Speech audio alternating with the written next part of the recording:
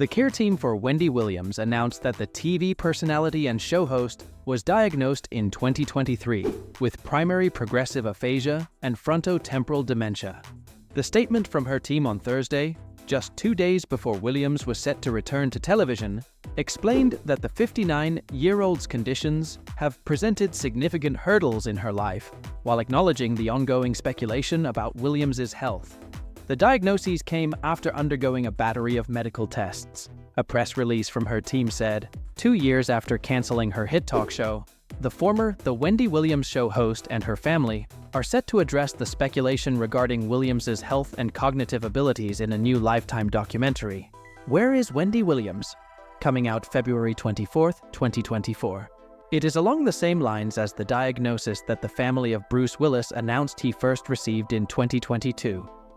The 68-year-old actor stepped away from Hollywood after his aphasia diagnosis at that time, and less than a year later, it progressed to the more specific diagnosis of frontotemporal dementia. Willis's wife, Emma, along with his ex-wife, Demi Moore, and their 3 adult daughters, Rumor, Tallulah, and Scout, shared in identical Instagram posts in 2022 that his diagnosis is impacting his cognitive abilities.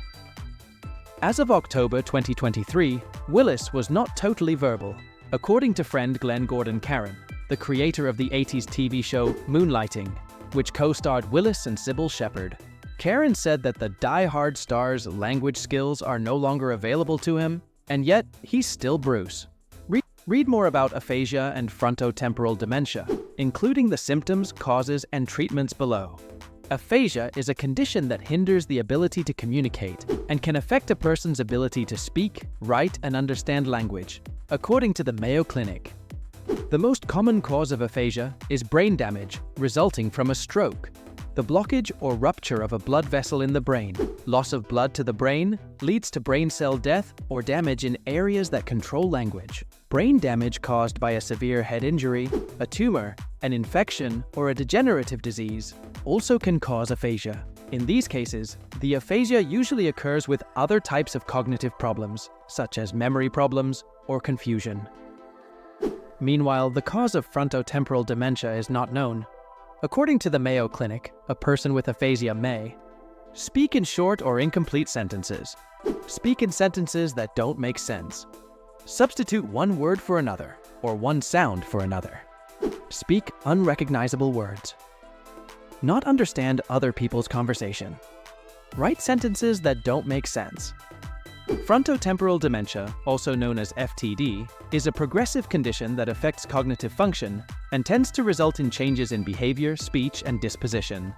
Primary progressive aphasia is a subtype of FTD impacting communication, including speech, writing, and the ability to understand language.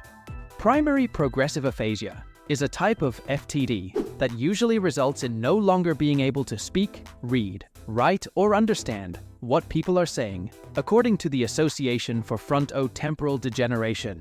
FTD is caused by shrinking in the frontal and temporal lobes of the brain, which control personality, behavior, and language.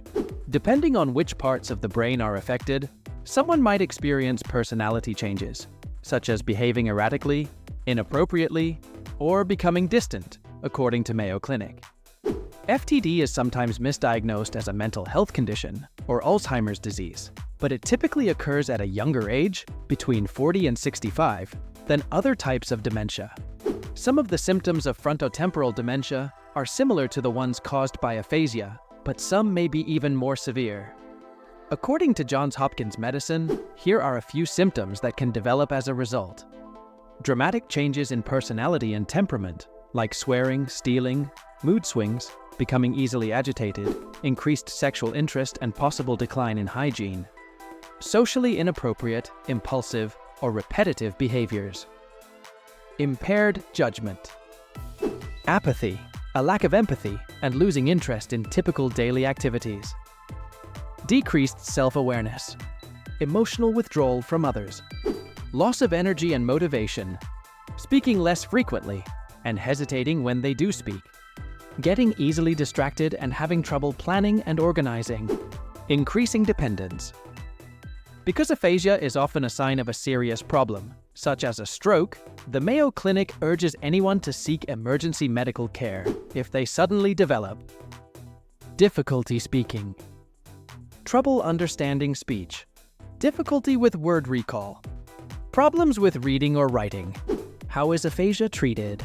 Some people may be able to regain some ability to speak and communicate, and many undergo speech therapy to aid in that process.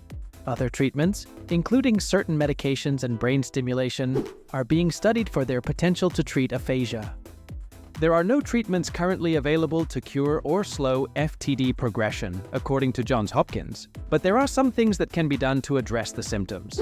The anxiety and obsessive-compulsive behaviors can be helped with antidepressants, while prescription-strength sleep aids can help with problems like insomnia and other disturbances, Johns Hopkins said. Other irrational and compulsive behaviors can be reduced with antipsychotic medicine. Other behaviors may have to be addressed with behavior modification. As for the speech difficulties that can arise, using speech and language pathologists, as well as physical and occupational therapists, can help treat the changes stemming from FTD. In conclusion, diagnosing frontotemporal dementia and aphasia requires a comprehensive understanding of the symptoms, medical history, and various diagnostic tests. Through careful observation and analysis, healthcare professionals can accurately identify and differentiate between these conditions, facilitating appropriate treatment and management strategies. Thanks for watching. Don't forget to subscribe for more informative content. And until next time, stay informed and take care of your health.